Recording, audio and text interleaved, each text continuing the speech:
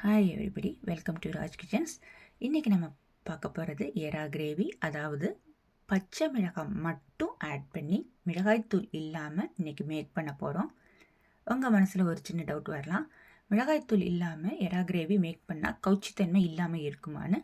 100% கவுச்சித்தன்மை வராதுங்க. நான் நம்ம வீட்டில் மேக் பண்ண மெத்தட் மட்டும்தான் வீடியோவாக உங்களோட ஷேர் பண்ணுறேன். இந்த எறா கிரேவியும் நம்ம வீட்டில் நான் மேக் பண்ணி பார்த்துருந்தேன். ஃபைன் டேஸ்ட்டாக அமைஞ்சிருந்தது. பிள்ளைங்களும் பெரியவங்களும் விரும்பி சாப்பிட்டாங்க. அதை தான் எடுத்து உங்களோட ஒரு வீடியோவாக ஷேர் பண்ணியிருக்கேன். பார்த்துட்டு உங்களுடைய likes, comments, share, subscribe, bell button. Next one, description செக்ஷனில் நம்மளுடைய மற்ற வீடியோஸோட லிங்க்கும் கொடுத்துருக்கேன். உங்களுக்கு விருப்பம் இருந்தால் பார்த்துட்டு ஒரு லைக் மட்டும் கொடுங்க. இப்போ வாங்க வீடியோக்குள்ளே போயிடலாம். ஃபஸ்ட்டு ஒன், மீடியம் சைஸில் 2 பெரிய வெங்காயம் எடுத்து கட் பண்ணி வச்சுருக்கேன். 10 பச்சை மிளகாவை 2ஆக கீறி வச்சுருக்கேன். குட்டி குட்டி தக்காளியாக 2 தக்காளி எடுத்து கட் பண்ணி வச்சுருக்கேன். இன்றைக்கி நம்ம 100 கிராம் தான் எடுத்துக்கிறோம் எறா. ஃபஸ்ட்டு பேன் எடுத்துக்கிட்டேன். பேன் எடுத்துகிட்டு ஆயில் 1 ஸ்பூன் அளவுக்கு தான் எடுத்திருக்கேன். கெப்பாசிட்டி இன்றைக்கி குறைச்சி அப்படிங்கிறனால செகண்ட் டைமும் நம்ம கொஞ்சம் வெங்காயம் வதக்கி போடுவோம். அதனால் ஆயில் ஃபஸ்ட் டைம் நான் ஆட் பண்ணும்போது 1 ஸ்பூன் அளவுக்கு ஆயில் எடுத்துட்டு அதில் 1 டீஸ்பூன் சோம்பு, 1/2 டீஸ்பூன் உளுந்தம்பருப்பு ரெண்டும் ஆட் பண்ணிவிட்டேன். லைட்டாக பொரிய விட்டுக்கிட்டேன். ரொம்ப செவக்க விட்டுறாதீங்க. லைட்டாக பொரிய விட்டுட்டு நம்ம கட் பண்ணி வச்சுருந்த பச்சை மிளகாவையும் ஆட் பண்ணிட்டேன். நான் இன்றைக்கி நீட்டாக பெரிய சைஸில் 10 பச்சை மிளகாய் எடுத்து 2ஆக கீறி ஆட் பண்ணிக்கிட்டேன். இதை ஆயிலில் பட்டு ஒரு 3 செகண்ட்ஸ் வரைக்கும் அந்த ஆயிலே பெரட்டி வதங்க விடுங்க.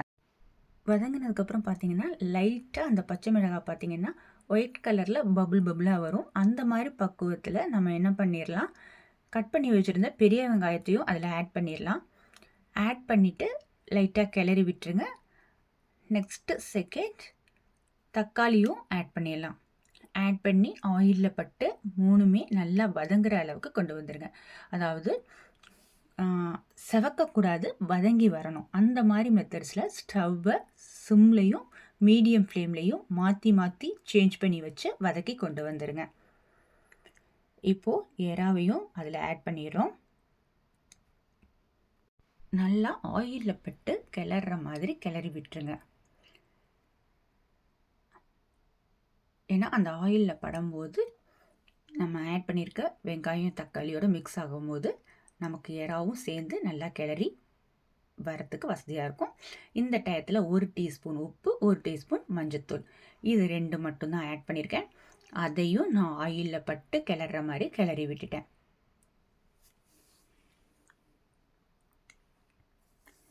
இந்த மாதிரி கிளறும் போது நமக்கு அந்த பச்சைத்தன்மைங்கிறது குறைச்சி வரும்.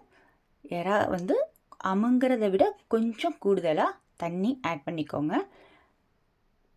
கிட்டத்தட்ட 1.5 டம்ளர் சைஸுக்கு நான் தண்ணி ஆட் பண்ணியிருக்கேன். இப்போ கொதிக்க விட்டுடலாம். கொதிக்க விட்டு கிரேவி பக்குவத்தில் கொண்டு வந்துடலாம். அதாவது இந்த டயத்தில் தண்ணி கொதிக்கும் போது கொஞ்சம் ஹை ஃப்ளேமில் வச்சுக்கோங்க. கிரேவியாக கொஞ்சம் கிளறி வர அந்த திக்னஸ்ஸாக வரக்கூடிய நேரத்தில் மீடியம் ஃப்ளேமில் வச்சுக்கோங்க. அப்படிங்கும் போது நமக்கு எறால நம்ம ஆட் பண்ணியிருக்கிற அந்த வெங்காயம், பச்சை மிளகாய் டேஸ்ட்டெல்லாம் சேர்ந்து வரும்போது எறாவே அந்த டேஸ்ட்டு கொடுக்கும்போது ரொம்ப டேஸ்டியாக இருக்கும். இந்த பக்கம் எதுக்காக சொல்கிறேன்னா, நமக்கு வெந்து வரக்கூடிய டயத்துலேயே எறாவில் அந்த காரம், உப்பு, புளிப்பெல்லாம் சார்ந்து வரும். அப்படிங்கும் போது நமக்கு கொஞ்சம் நேரம் வச்சுட்டு சாப்பிடும்போது டேஸ்ட் அதிகமாக கொடுக்கும். ஸோ இந்த மாதிரி மீடியம் ஃப்ளேமில் வச்சு பொறுமையாக கொதிக்க விட்டு வேக வச்சா ரொம்ப நல்லாயிருக்கும். இப்போ பார்த்தீங்கன்னா இது 1 வெங்காயத்தை நான் கட் பண்ணி எடுத்திருக்கேன் குட்டி குட்டியாக. ஏன்னா இந்த மாதிரி மெத்தடில் பண்ணும்போது எறா கிரேவி கொஞ்சம் நரிச்சுன்னு இன்னும் கொஞ்சம் டேஸ்டியாக இருக்கும். இப்போது இதில் 1 ஸ்பூன் அளவுக்கு ஆயில் விட்டுக்கிறேன். ஆயில் பொறுத்த வரைக்கும் ரீஃபைண்ட் ஆயில் மட்டும்தான் நான் யூஸ் பண்ணுறேன். அதில் நம்ம கட் பண்ணி வச்சுருந்த வெங்காயத்தை ஆட் பண்ணிடுறோம். லைட்டாக வதங்க விட்டுக்குங்க. வதங்க விட்டுட்டு உடனே எறா கிரேவியில் ஜாயின் பண்ணிடுங்க. ஏன்னா ரொம்ப வதங்கிடக்கூடாது. லைட்டாக வதங்க விட்டுட்டு எறா கிரேவியோட ஜாயின் பண்ணி அதை ஆட் பண்ணி சாப்பிடும்போது ரொம்ப டேஸ்டியாக இருக்கும். அது மாதிரி நரிச்சுன்னு எறா கிரேவியோடு சாப்பிடும்போது ரொம்ப நல்லாயிருக்கும். ஒரு தடவை இந்த மெத்தடில் வீட்டில் மேக் பண்ணி பாருங்கள். அப்புறம் ஆட்டோமேட்டிக்காக உங்களுக்கே செய்யணுங்கிறது தோண ஆரம்பிச்சிடும். இப்போது நமக்கு எறா கிரேவி ரெடி ஆயாச்சு. இப்போவும் நான் சொல்கிறேங்க, பச்சை மிளகாய் மட்டும்தான் ஆட் பண்ணி பண்ணுறோம் அப்படின்னு நினைக்க வேண்டாம். எறா கிரேவி கவுச்சித்தன்மை இல்லாமல் டேஸ்டியாக 100% அமைஞ்சிருக்கும். ஒரே ஒரு தடவை கொஞ்சமாக இறால் எடுத்து வீட்டில் மேக் பண்ணி பாருங்கள். பிடிச்சிருந்துச்சுன்னா அதுக்கு நெக்ஸ்ட் டைம் நீங்கள் அதிக அளவில் எடுத்து கெப்பாசிட்டியெல்லாம் நீங்கள் கூடுதலாக கொடுத்து மேக் பண்ணிடலாம்.